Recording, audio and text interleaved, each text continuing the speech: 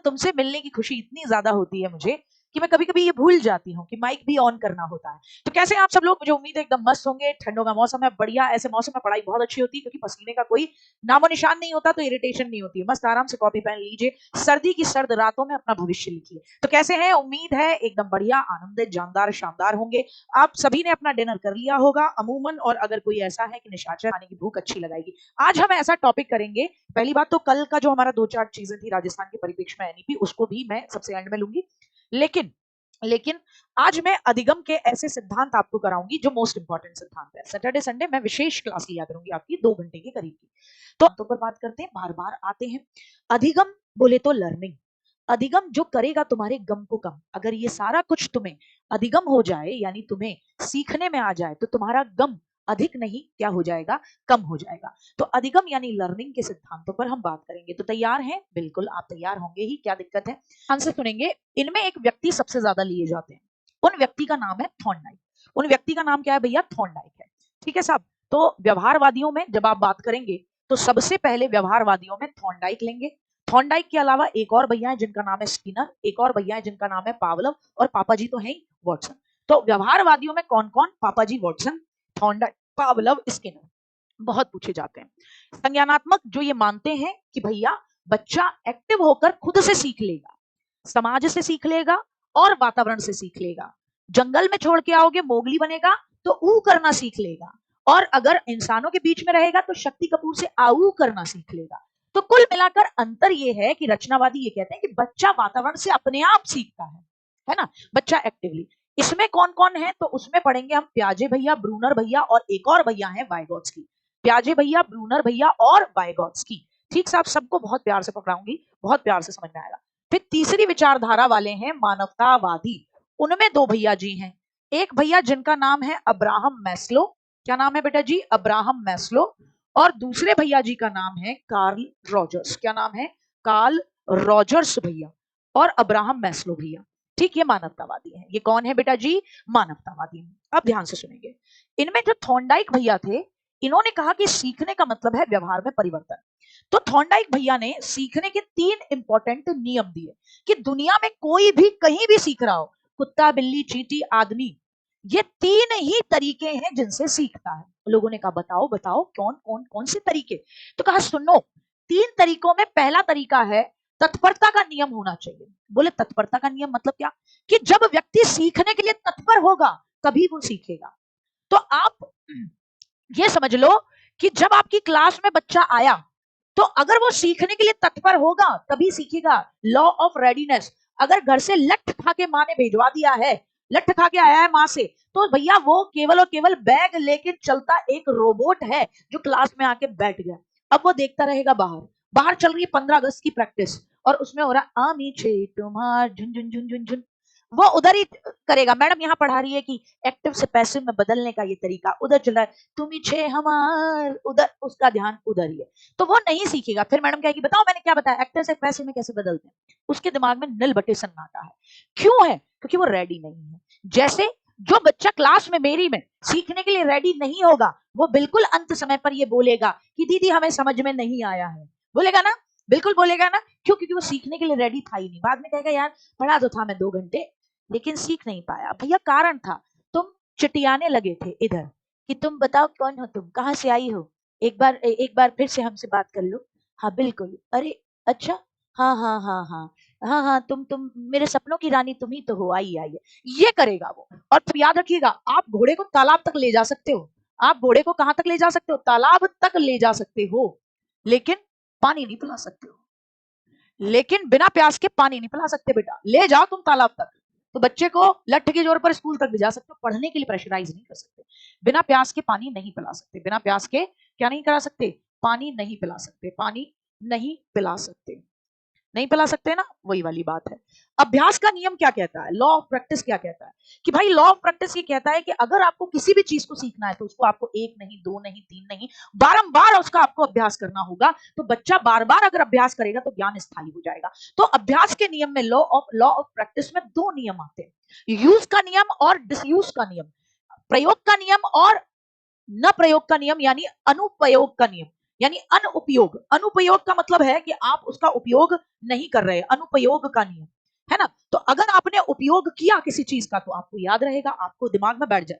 अनुपयोग, आपने अभ्यास नहीं करा भूल जाओगे। आपने कभी कार चलानी सीखी हो, आपने प्रैक्टिस करी, आपको बढ़िया तरीके से आप बैक गियर लगा के एकदम बढ़िया कार पार्क कर देते हो, बीच में अभ्यास छोड़ दिया, नहीं कर पाओगे। तो यही एक कारण है। जितना जो बोलते हैं कि मैम अभी एग्जाम टाइम पे बोलेंगे, बहुत बोलेंगे बच्चे, मैम हम कैसे याद करें, कैसे याद करें, हमें याद नहीं होता मैम, क्या तरीका है। एक ही तरीका है बेटा, ये 3 ही नियम है जो सीखने में काम आते हैं। या तो सीखने के दौरान आप तत्पर नहीं थे, प्रेशर में पढ़ रहे हो और सीखने में यहां नहीं जा रहा। दूसरा, आप अभ्यास नहीं कर रहे हो, बार बार उपयोग नहीं कर रहे हो। और तीसरा, प्रभावित या प्रभाव का नियम।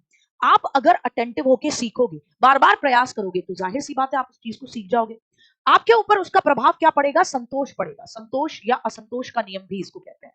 तो जब आप क्वेश्चन आंसर बनाओगे तो आपका ना बढ़िया तरीके से आपको याद हो जाएगा। क्या हो जाएगा, बढ़िया तरीके से आपको क्या हो जाएगा, याद हो जाएगा। तो आप जब क्वेश्चन लगाओगे तो आपको एकदम सेटिस्फेक्शन मिलेगा।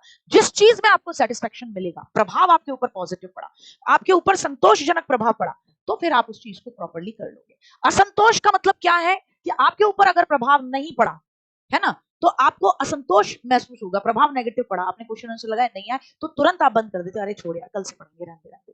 क्यों, क्योंकि बाउंस मार रहा है। क्यों बाउंस मार रहा है, क्योंकि पहले के 2 नियम नहीं लगे। क्या नहीं लगे, पहले के 2 नियम नहीं लगे। वो अनुक्रिया की जब भी जीवन में कोई समस्या आती है तो हमारा दिमाग तमाम तरीके के रेस्पॉन्सेस करता है कि ये भी कर सकते हैं, इससे शायद सॉल्यूशन निकल जाए, ये कर लेते हैं, इससे शायद सॉल्यूशन निकल जाए, ये कर लेते हैं, इससे शायद सॉल्यूशन निकल जाए। और तब तक हम बहुत सारी रेस्पॉन्सेस, अनुक्रिया यानी कि उस प्रॉब्लम के लिए रेस्पॉन्सेस करते हैं जब तक कि हम सही रेस्पॉन्स करना सीख नहीं जाते। तो मल्टीपल रेस्पॉन्स का लॉ होता है, ठीक है ना, मेरी बात समझे, लॉ ऑफ मल्टीपल रेस्पॉन्सेस, ठीक है।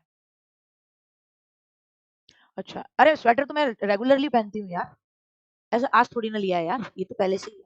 चुरा ले, हमारे स्वेटर पहन लेंगे, अच्छा लगेगा, बढ़िया लगेगा, दोबारा पहन के पढ़ा लेंगे, क्या बात है ना। देखो, देख रहे हो ना मेरी बात को, मतलब मैं कितनी समानता में विश्वास है मेरा। आ जाओ, खैर तो मल्टीपल रेस्पॉन्सेस करते हैं, तो हम सब करते हैं। आपके सामने एक प्रॉब्लम थी, प्रैक्टिकल एग्जांपल थी, तो आपके सामने प्रॉब्लम थी कि नीट का एग्जाम देना चाहिए यार, देना चाहिए।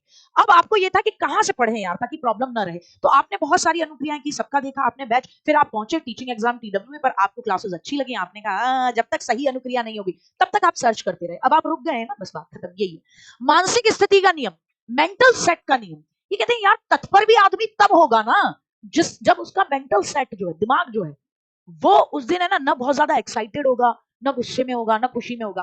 न्यूट्रल जब होगा, आपकी मेंटल स्टेटस शांत जब होंगे, तभी आप सीख सकते हैं। तो बोले यार इंसान जो है, वो हम कहते हैं ना तत्परता का नियम, सीखने के लिए तत्पर कब होगा, जब उसका दिमाग जो है वो एकदम ठीक ठिकाने पे होगा। आप घर से लड़के आए हो, आप सीख नहीं पाओगे, आपको बार बार लगेगा मम्मी ने भैया को ज्यादा प्यार किया, मुझे बहुत कम प्यार किया, मुझे पीटा बहुत ज्यादा। तो ये क्या है कि अगर बच्चा मानसिक रूप से सुख का अनुभव कर रहा है तो जल्दी सीखेगा, और बच्चे का मूड खराब है तो सीखेगा ही नहीं, क्लास में प्रेजेंट नहीं सीखेगा। तो तत्परता आने के लिए मानसिक स्थिति बहुत बड़ी इंपॉर्टेंट रोल प्ले करती है। तीसरा है आंशिक क्रिया का नियम, लॉ ऑफ पार्शियल एक्टिविटी।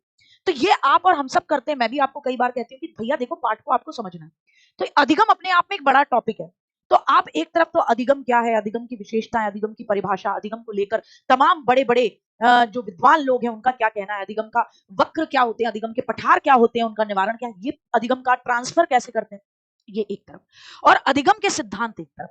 तो अधिगम के सिद्धांत भी पहली बार में ही थोड़ी ना रट मारते हैं, थोड़ा थोड़ा थोड़ा थोड़ा आराम आराम से करके, ताकि बार बार उनको रिवाइज कर सके। तो यही बात है कि भैया आप अभ्यास कर रहे हो, तो अभ्यास आप जो प्राथमिक नियम है वो कब करोगे, वो तब करोगे आप जब आप पूरे चैप्टर को अपने लिए आसान बनाने के लिए आंशिक क्रिया, उसको पार्ट्स में तोड़ देते हो। उसको किस में तोड़ देते हो, पार्ट्स में तोड़ देते हो, पूरे पार्ट को आप कई भागों में बांट देते हो। तो आंशिक क्रिया का नियम कहते हैं, ठीक है ना। फिर आता है सादृश्य अनुक्रिया का नियम। सादृश्य अनुक्रिया, एनालॉगी बोलते हैं, बहुत पॉजिटिव चीज है, एनालॉगी बोलते हैं। तब आप उस प्रॉब्लम से निकल गए थे, आप पे बहुत पॉजिटिव प्रभाव पड़ा था, तो अब आप सेम अनुक्रिया कर रहे हो। बच्चा तमाम तरीके की समस्या का समाधान उसी तरीके से करता है जिस तरीके से उसने उनसे मिलती जुलती समस्या का समाधान किया था, है ना। मेरी बात समझ रहे हो ना, मेरी बात समझ रहे हो ना बेटा। केवीएस का जैसे ही कुछ भी होगा, एक हल्की सी खबर भी आएगी ना, उससे पहले मैं तुम्हारा बैच ले आऊंगी, और मतलब शिद्दत के साथ एकदम शुरू कर देंगे। तो बच्चे क्या करते हैं, वो उसको ब्लेड से हटा के, है ना, नंबरों को पहले बदलते हैं, फिर पेरेंट्स के सिग्नेचर कराते हैं, फिर ब्लेड से उन्हें हटाते हैं, फिर वापस वही नंबर लिखते हैं, फिर टीचर को देते हैं, और 2-3 जगह इंक गिराने के या बारिश की बूंदों के चिन्ह बना देते हैं पानी के। और फिर जब टीचर पूछता है कि बेटा ये क्या हुआ, तो बेटा तुमने ब्लेड से मिटाया, बोले नहीं सर वो बारिश की बूंदें गिर गई थी सर, हमारा पानी सीता है ना, हमारे घर की छत वो है सीती है, मतलब सीलन है उसमें सर, पानी गिरता है। तो ये दुनिया में सबने किया, एक ने करा, और ये पूरे भारत के अंदर ना, है ना, पूरे भारत के अंदर सब जगह बच्चा इसको प्रयोग करता है। मुझे नहीं पता आप में से कितनों ने किया है, पर सुना जरूर होगा कि ऐसे करा है, देखा है ना। हाँ, आकांक्षा भी कह रही है देखा है। तो लॉ ऑफ एसोसिएशन ये है कि आप जो भी चीज सीख रहे हो उसको साहचर्य करो। साहचर्य यानी उसको आप प्रैक्टिकल लाइफ से जोड़कर सीखोगे, तो आप उसको ना आसानी से ट्रांसफर कर पाओगे। जैसे मेरा कोई भी एग्जाम्पल जो मैं क्लास में पढ़ाने के दौरान देती हूँ, उसकी मैंने कोई पहले से तैयारी नहीं की होती है कि मैं क्लास में यहाँ पर ये बोलूंगी, इससे बच्चों को चीज और अच्छे से समझ में आएगी, बच्चों को मजा आएगा, क्लास बोरिंग नहीं रहेगी, हंसते हंसते पढ़ेंगे। नहीं, वो अगर आपने जो सीखा है उसको आप अपनी प्रैक्टिकल लाइफ से जोड़ पाते हो, तो आप तमाम जगहों पर उस सीखे हुए का ट्रांसफर कर पाते हो। बस यही वाला मामला, ठीक है ना, क्लियर?